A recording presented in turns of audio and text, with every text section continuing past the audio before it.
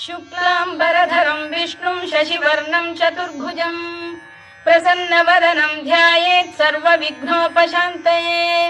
व्यासं वसिष्ठनप्तारं शक्तेः पौत्रमकल्मषं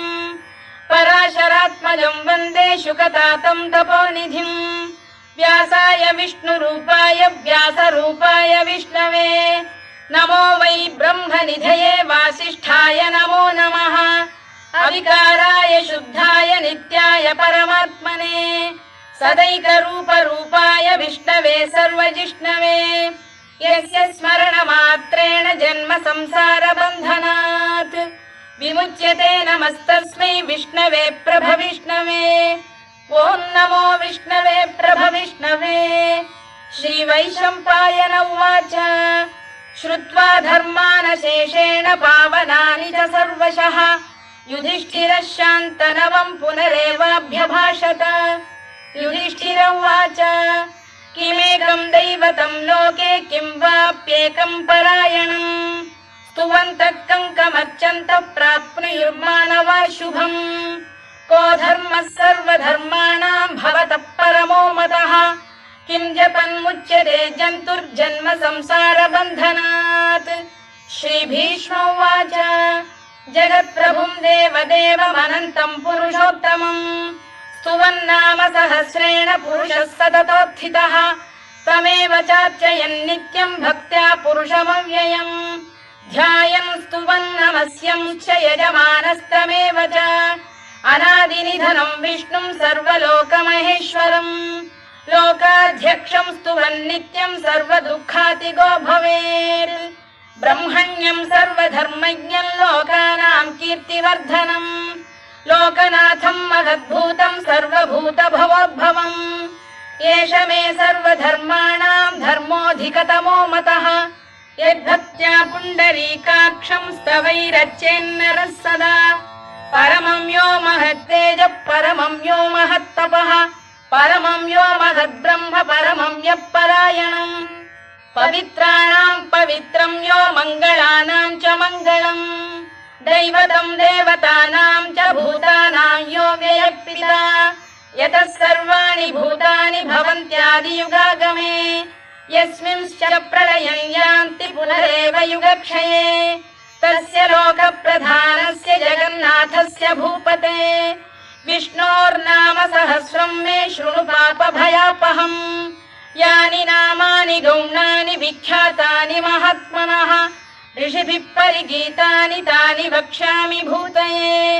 ऋषिर्नाम्नां सहस्रस्य वेदव्यासो महामुनिः छन्दोऽनुष्टुप् तथा देवो भगवान् देवकीसुतः अमृतांशुद्भवो बीजं शक्तिर्देवकीनन्दनः त्रिसामाहृदयं तस्य शान्त्यर्थे विनियुज्यते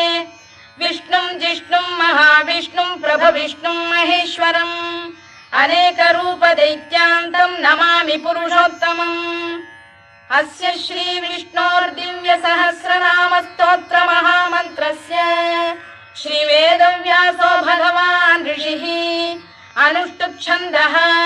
श्रीमहाविष्णुः परमात्मा श्रीमन्नारायणो देवता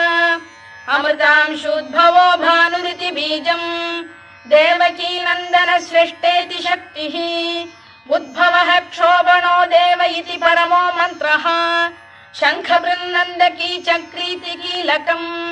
शार्ङ्गधन्वा गदाधर इत्यस्त्रम् रथाङ्गपाणिरक्षोभ्य इति नेत्रम् त्रिसामासामगः सामेति कवचम् आनन्दम् परब्रह्मेति योनिः ऋतुः सुदर्शनकाल इति दिग्बन्धः श्रीविश्वरूप इति ध्यानम् श्रीमहाविष्णुप्रीत्यर्थे सहस्रनाम जपे विनियोगः। ध्यानम् क्षीरोदन्वत्प्रदेशे शुचिमणिविलसत्सैकते मौक्तिकानाम् मालाक्लुप्तासनस्थस्फटिकमणिनिभैर्मौक्तिकैर्मण्डिताङ्गः शुभ्रैरभ्रैरदभ्रैरुपरि विरचितैर्मुक्तपीयूषवर्षैः आनन्दीन पुरीयादरिनलिन गदा शङ्खपाणिर्मुकुन्दः भूः पादौ यस्य नाभिर्वियलसुरनिलश्चन्द्रसूर्यौ च नेत्रे कर्णावाशा शिरोद्यौर्मुखमपि दहनो यस्य वास्तेयमब्धिः अन्तस्थं यस्य विश्वं सुरनरखगो भोगि गन्धर्वदैत्यैः चित्रं रम्यते तं त्रिभुवन वपुषं विष्णुमीशं नमामि। ॐ नमो भगवते वासुदेवाय। शान्ताकारं भुजगशयनं पद्मनाभं सुरेशं विश्वाधारं गगनसदृशं मेघवर्णं शुभाङ्गम् लक्ष्मीकान्तं कमलनयनं योगिधृध्यानगम्यं वन्दे विष्णुं भवभयहरं सर्वलोकैकनाथम्। मेघश्यामं पीतकौशेयवासं श्रीवत्साङ्कं कौस्तुभोद्भासिताङ्गम्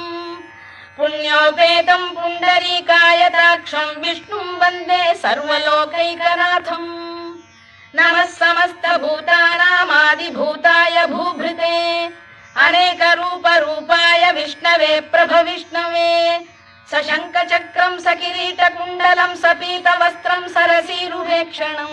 सहारवक्षस्थलशोभिकौस्तुभं नमामि विष्णुं शिरसा चतुर्भुजम्। छायायां पारिजातस्य हेमसिंहासनोपरि आसीनमम्बुदश्याममायताक्षमलङ्कृतम् चन्द्राननं चतुर्बाहुं श्रीवत्साङ्कितवक्षसम् रुक्मिणी सत्यभामाभ्यां सहितं कृष्णमाश्रये।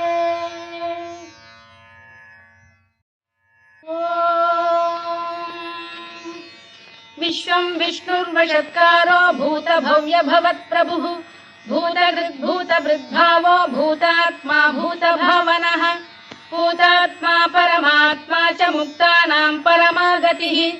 अव्ययः पुरुषः साक्षी क्षेत्रज्ञोऽक्षर एव च योगो योगविदां नेता प्रधानपुरुषेश्वरः नारसिंहवपुः श्रीमान् केशवः पुरुषोत्तमः सर्वशर्व शिवस्थाणुर्भूतादिर्निधिरव्ययः सम्भवो भावनो भर्ता प्रभवः प्रभुरीश्वरः स्वयंभूः शम्भुरादित्यः पुष्कराक्षो महास्वनः अनादिनिधनो धाता विधाता धातुरुत्तमः अप्रमेयो ऋषिकेशः पद्मनाभोऽमरप्रभुः विश्वकर्मा मनुस्पष्टा स्थविष्ठस्थविरो ध्रुवः अग्राह्यः शाश्वतः कृष्णो लोहिताक्षप्रदर्दनः प्रभूतस्त्रिककुब्धाम पवित्रं मङ्गलं परम् ईशान प्राणद प्राणो ज्येष्ठः श्रेष्ठः प्रजापतिः हिरण्यगर्भो भूगर्भो माधवो मधुसूदनः ईश्वरो विक्रमी धन्वी मेधावी विक्रमक्रमः अनुत्तमो दुराधर्षः कृतज्ञः कृतिरात्मवान् सुरेशः शरणं शर्म विश्वरेताः प्रजाभवः अधः संवत्सरो व्याल प्रत्ययः सर्वदर्शनः अजः सर्वेश्वरः सिद्धः सिद्धिः सर्वादिरच्युतः वृषाकपिरमेयात्मा सर्वयोगविनिसृतः वसुर्वसुमनः सत्यः समात्मा संमितः समः अमोघः पुण्डरीकाक्षो वृषकर्मा वृषाकृतिः रुद्रो बहुशिरा बभ्रुर्विश्वयोनिश्चुतिश्रवाः अमृतः शाश्वतस्थाणुर्वरारोहो महातपाः सर्वगः सर्वविद्भानुर्विश्वक्सेनो जनार्दनः वेदो वेदविदव्यङ्गो वेदाङ्गो वेदवित्कविः लोकाध्यक्षः सुराध्यक्षो धर्माध्यक्षः कृताकृतः चतुरात्मा चतुर्व्यूहश्चतुर्दंष्टश्चतुर्भुजः भ्राजिष्णुर्भोजनं भोक्ता सहिष्णुर्जगदादिजः अनघो विजयो जेता विश्वयोनिः पुनर्वसुः उपेन्द्रो वामनः प्रांशुरमोघः शुचिरूर्जितः अतीन्द्रः सङ्ग्रहः सर्गो धृतात्मा नियमो यमः वेद्यो वैद्यः सदा योगी वीरः माधवो मधुः अतीन्द्रियो महामायो महोत्साहो महाबलः महाबुद्धिर्महावीर्यो महाशक्तिर्महाद्युतिः अनिर्देश्य वपुः श्रीमान् अमे आत्मा महाधृधृत् महेश्वासो महीभर्ता श्रीनिवासः सताङ्गतिः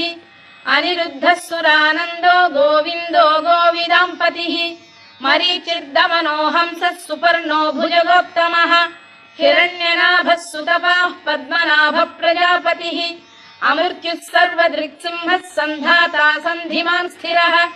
अजो दुर्मर्षणः शास्ता विश्रुतात्मा सुरारिः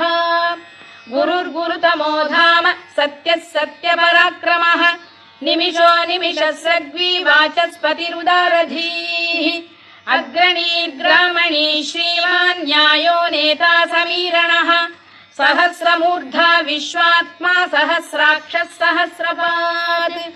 आवर्तनो निवृत्तात्मा संवृतः सम्प्रमर्दनः अधः संवर्तको वह्निरनिलो धरणीधरः सुप्रसाद प्रसन्नात्मा विश्वधृक् विश्वभुग्विभुः सत्कर्ता सत्कृतः साधुर्जह्नुर्नारायणो नरः असंख्येयो प्रमेयात्मा विशिष्टः शिष्टकृच्छुचिः सिद्धार्थः सिद्धसङ्कल्पः सिद्धिदः सिद्धिसाधनः वृषाही वृषभो विष्णुर्वृषपर्वा वृषोदरः वर्धनो वर्धमानश्च विविक्तः श्रुतिसागरः सुभुजो दुर्धरो वाग्मी महेन्द्रो वसुदो वसुः नैकरूपो बृहद्रूपः शिपिविष्टप्रकाशनः ओजस्तेजोद्युदिधरः प्रकाशात्मा प्रतापनः वृद्धस्पष्टाक्षरो मन्त्रश्चन्द्रांशुर्भास्करद्युतिः अमृतांशुद्धवो भानुः शशबिन्दुः सुरेश्वरः औषधं जगतः सेतुः सत्यधर्मपराक्रमः भूतभव्यभवन्नाथः पवनः पावनो नरः कामः कामकृत्कान्तः कामः कामप्रदप्रभुः युगादिकृद्युगावर्तो नैकमायो महाशनः अदृश्यो व्यक्तरूपश्च सहस्रजिदनन्तजित् इष्टो विशिष्टः शिष्टेष्टः शिखण्डी नघुषो वृषः क्रोधः क्रोधकृत्कर्ता विश्वबाहुर्महीधरः अच्युत प्रतिथ प्राण प्राणदो वासवानुजः अपां निधिरधिष्ठानमप्रमत्त प्रतिष्ठितः स्कन्द स्कन्दधरो धुर्यो वरदो वायुवाहनः वासुदेवो बृहद्भानुरादिदेवः पुरन्दरः अशोकस्तारणस्तारः शूरः शौरिर्जनेश्वरः अनुकूलः शतावर्तः पद्मी पद्मनिभेक्षणः पद्मनाभोरविन्दाक्षः पद्मगर्भः शरीरभृत् महर्धिर्वृद्धो वृद्धात्मा महाक्षो गरुडध्वजः अतुलः शरभो भीमः समयज्ञो हविर्हरिः सर्वलक्षणलक्षण्यो लक्ष्मीवान् समितिञ्जयः विक्षरो रोहितो मार्गो हेतुर्दामोदरः सः महीधरो महाभागो वेगवानमिताशनः उद्भवः क्षोभणो देवः श्रीगर्भः परमेश्वरः करणं कारणं कर्ता विकर्ता गहनो गुहः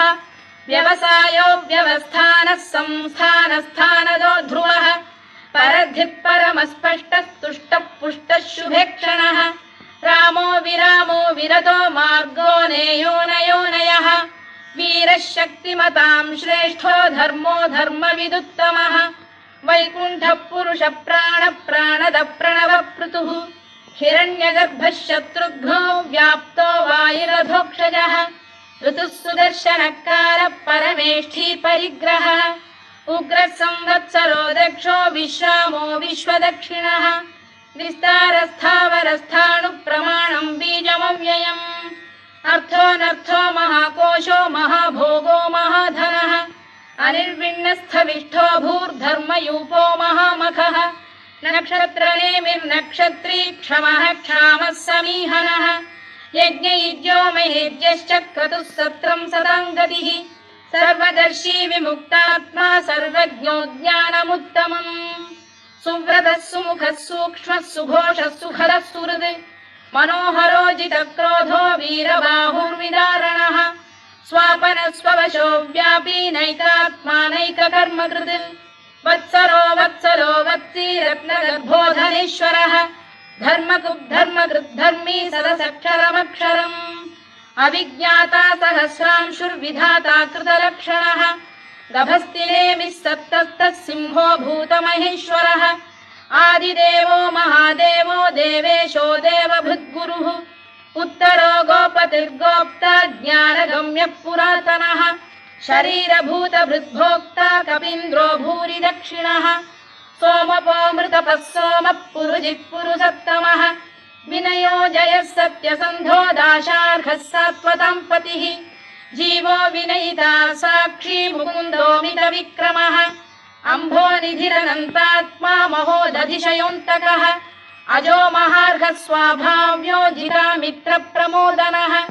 आनन्दो नन्दनो नन्दः सत्यधर्मात्रिविक्रमः महर्षि कपिलाचार्यः कृतज्ञो मेदिनीपतिः त्रिपदस्त्रिदशाध्यक्षो महाशृङ्गकृतान्तकृत् महावराहो गोविन्दः सुषेणः कनकाङ्गनी गुह्यो गभीरो गहनो गुप्तश्चक्रगदाधरः मेधास्वाङ्गो जितकृष्णो दृढः सङ्कर्षणोच्युतः वरुणो वारुणो वृक्षः पुष्कराक्षो महामनाः भगवान् भगहानन्दी वनमाली हलायुधः आदित्यो ज्योतिरादित्यः सहिष्णुर्गतिसत्तमः सुधन्वाखण्ड परशुर्दारुणो द्रविणप्रदः दिवस्पृक् सर्वदृग्व्यासो वाचस्पतिरयो निजः त्रिसामासामगः साम निर्वाणम् भेषजम् भिषज सन्न्यासकृच्छमः शान्तो निष्ठा शान्तिपरायणम् शुभाङ्गः शान्तिदः स्रष्टा कुमुदः कुवलेशयः गोहितो गोपतिर्गोप्ता वृषभाक्षो वृषप्रियः अनिवर्ती निवृत्तात्मा संक्षेप्ताक्षेमकृच्छिवः श्रीवत्सवक्षः श्रीवासः श्रीपतिः श्रीमताम्बरः श्रीधः श्रीशः श्रीनिवासः श्रीनिधिः श्रीविभावनः श्रीधर श्रीकर श्रेयः श्रीमान् लोकत्रयाश्रयः स्वक्षः स्वङ्गः शतानन्दो नन्दिर्ज्योतिर्गणेश्वरः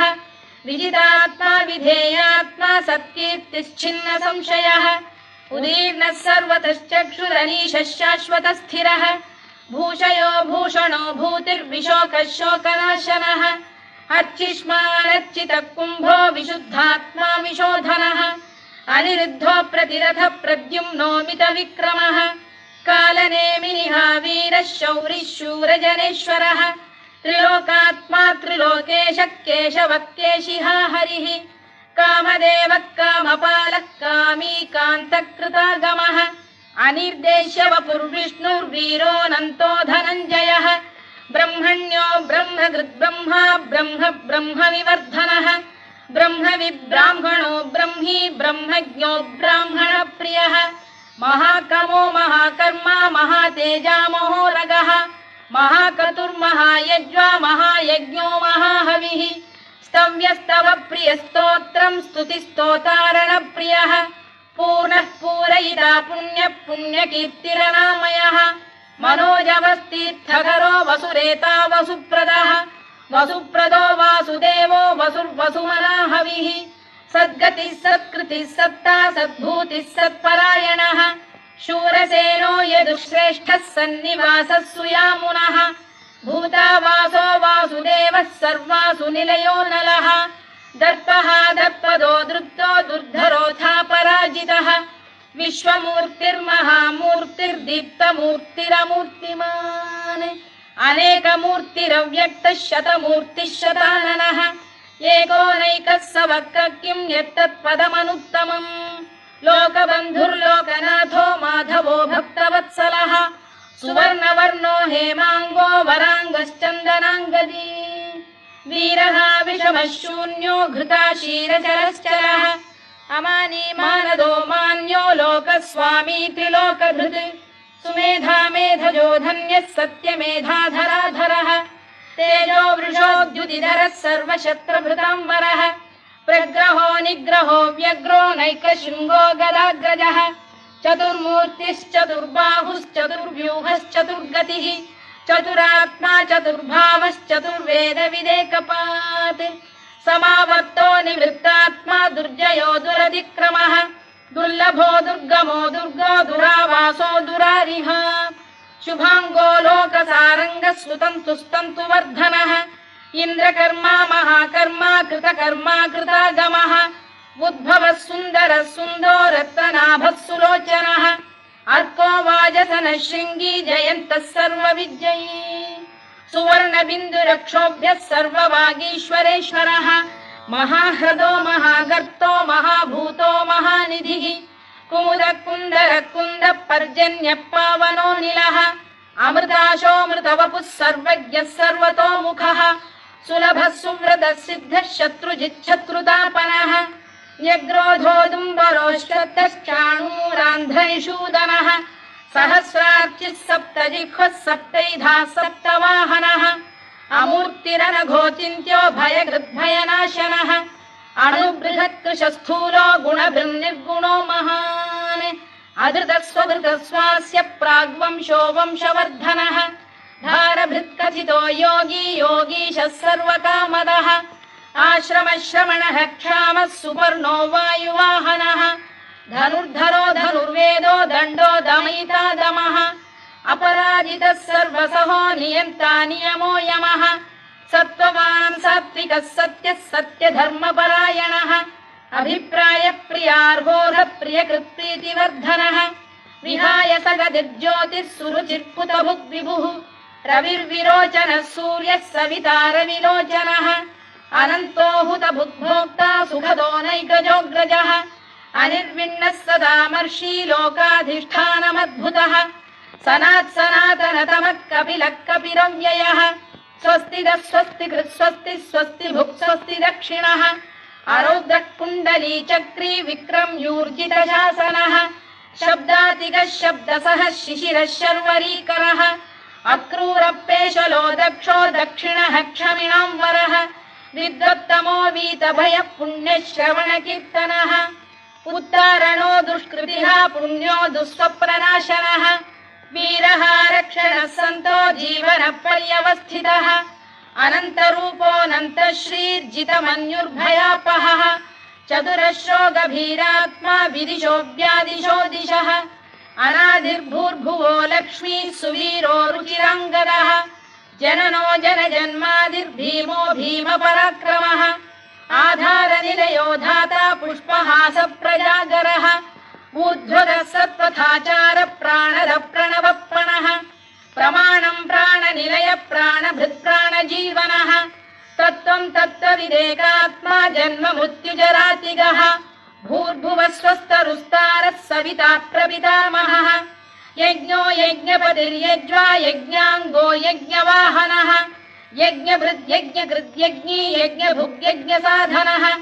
यज्ञान्तकृद्यज्ञगुह्यमन्नमन्नाद एव च आत्मयोनिः स्वयं जातो वैखानः सामगायनः देवकीनन्दनः स्रष्टा क्षितीशः पापनाशनः शङ्खबृन्नन्दकी चक्री शार्ङ्गधन्वा गदाधरः रथाङ्गपाणिरक्षोभ्यः सर्वप्रहरणायुधः सर्वप्रहरणायुध ॐ नम इति वनमाली गरीशाङ्गी शङ्खी चक्री च नन्दकी श्रीमान्नारायणो विष्णुर्वासुदेवोऽभिरक्षतु वनमाली गरीशाङ्गी शङ्खी चक्री च नन्दकी श्रीमान्नारायणो विष्णुर्वासुदेवोऽभिरक्षतु वनमाली गरीशाङ्गी शङ्खी चक्री च नन्दकी श्रीमान्नारायणो विष्णुर्वासुदेवोऽभिरक्षतु इतीदं कीर्तनीयस्य केशवस्य महात्मनः नाम्नां सहस्रं दिव्यानामशेषेण प्रकीर्तितम्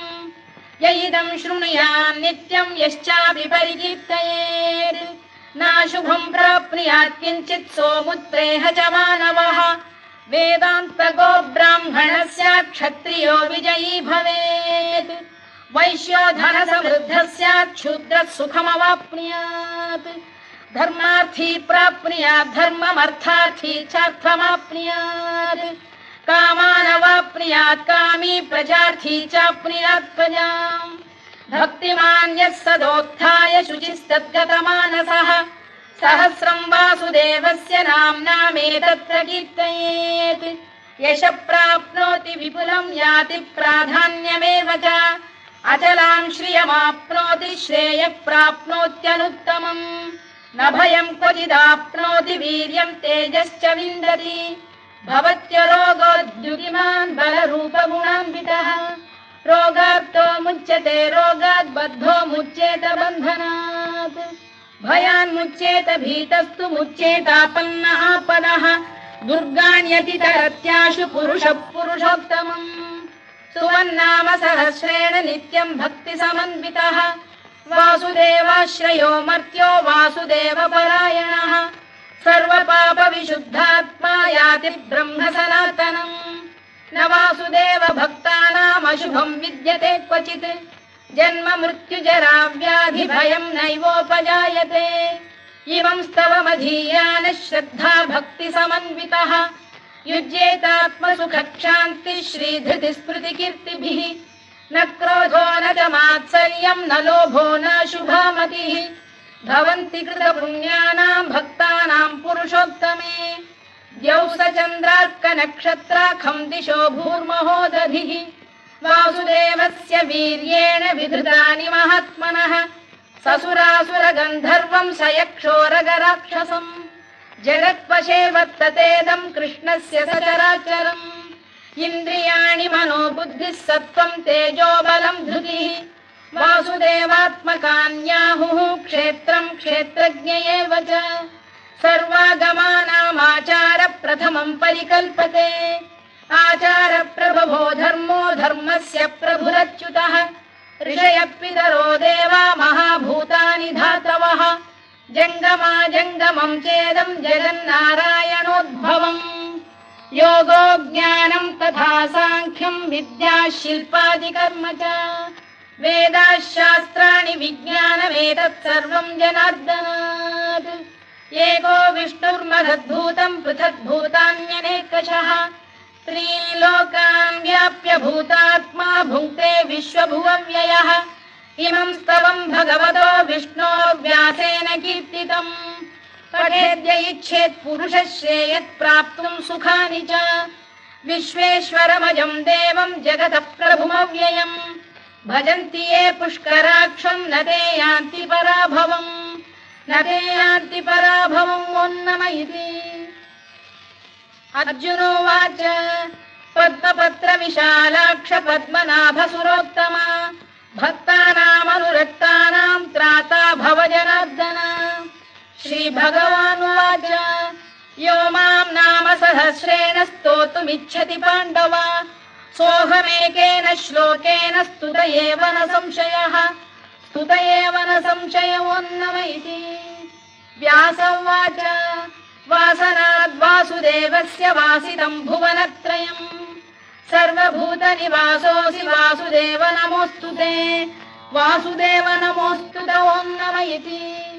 पार्वत्युवाच केनोपायेन लघुना विष्णोर्नाम सहस्रकम्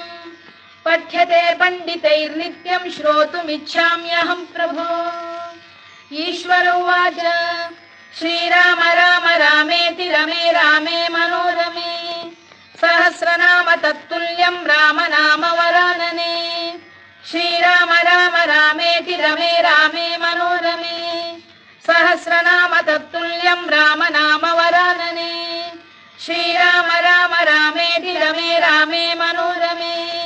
सहस्रनाम तत्तुल्यं राम नाम वरानने राम नाम वरानन ओन्नम इति ब्रह्मोवाच नमोऽस्त्वनन्ताय सहस्रमूर्तये सहस्रपादाक्षि शिरोरुबाहवे सहस्रनाम्ने पुरुषाय शाश्वते सहस्रकोटियुगधारिणे नमः सहस्रकोटियुगधारिणे नमः ओन्नम इति सञ्जय उवाच यत्र योगेश्वर कृष्णो यत्र पार्थो धनुर्धरः तत्र श्रीविजयो भूतिर्ध्रुवा नीतिर्मतिर्मम श्रीभगवानुवाच अनन्याश्चिन्तयन्तो मां ये जनाः पर्युपासते तेषां नित्याभियुक्तानां योगक्षेमं वहाम्यहम् परित्राणाय साधूनां विनाशाय च दुष्कृतां धर्म संस्थापनार्थाय सम्भवामि युगे युगे आर्ता विषण्णाः शिथिलाश्च भीता घोरेषु च व्याधिषु वर्तमानाः संकीर्त्य नारायण शब्दमात्रं विमुक्तदुःखाः सुखिनो भवन्तु कायेन वाचा मनसेन्द्रियैर्वा बुद्ध्यात्मना वा प्रकृते स्वभावात् करोमि यद्यत् सकलं परस्मै नारायणायेति समर्पयामि।